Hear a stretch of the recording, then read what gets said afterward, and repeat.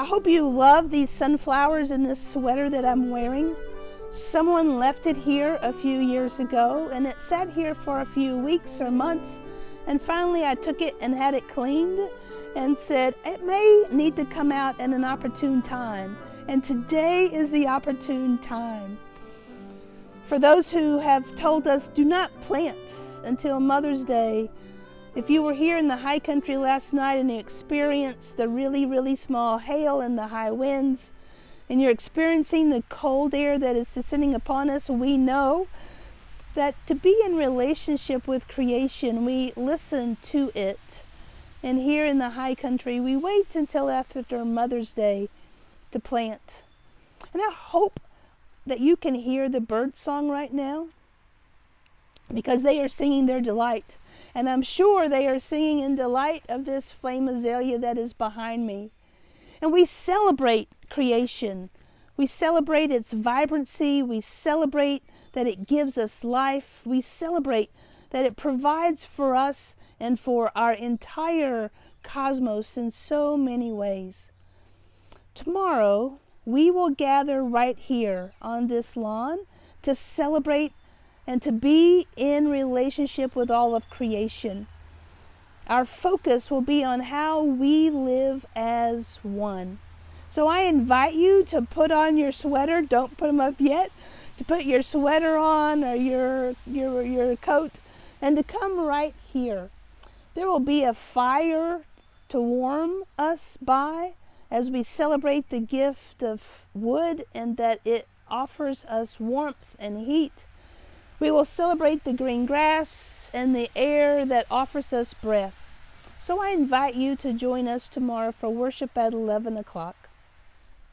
A second thing that I celebrate is if you were here last week for the chili luncheon, you all are some amazing chili cookers. And whatever was generated, I was not here last Sunday. You raised $24,630 to pay off our mortgage. And if I need to not be here on a chili luncheon and we need to have more chili luncheons, well then maybe we should do one of those a month. So I celebrate you for raising that kind of money to help pay down our debt. Two pieces of announcements just to make sure that we're all on the same page. If you have been in worship, you have gotten an email the last 3 Sundays after worship stating that someone has tested positive since that worshiping time. We are out and about. We are in spaces where people aren't masking, and we are living our lives. And blessing and curse, good and bad, many of us are coming up positive for COVID. And so in this space, as we gather here, I'm going to continue to encourage us to wear our masks and to continue to encourage us to do safety checks before we come. And if we're not feeling well, that it would be fine for you to stay home that day. It is sounding like many of us are getting allergies and a head cold, and we think it's that. And then we're testing and it's becoming positive for COVID. So I just invite you to continue to monitor you and to continue to monitor those circles in which you move, you ebb and flow, and to continue to do what we can to keep us as healthy and whole as possible. There are a few announcements that are going to scroll through of labors of love that are coming up. We're going to work with Cleanup North Carolina on the last Saturday in May, right over here on Tater Hill. We're going to help, we're going to come together in a collaborative effort with a few agencies and other churches to help clean a space, a piece of the road on Tater Hill that has become a dumping ground. And so I hope that you will put that on your calendar. Also, I want to continue to celebrate that we are doing good work here as well, keeping our grounds clean and up to date and safe.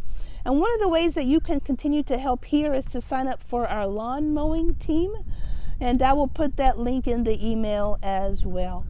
You can see my hair as the wind is continuing to waft through. I hope that as we understand ourselves in community, that we include the creation and all of the living creatures within that community. And for those of you celebrating graduation and Mother's Day and all things new life in this Easter tide, may we understand how we are co-creators with the divine, literally using our own creativity to create our world. How many times did I just say create? I don't know, but I trust you have counted them. And so in the spirit of Van Gogh this day, may you let your light shine, and may you notice all of God's wonders around us. Until next week, see you then.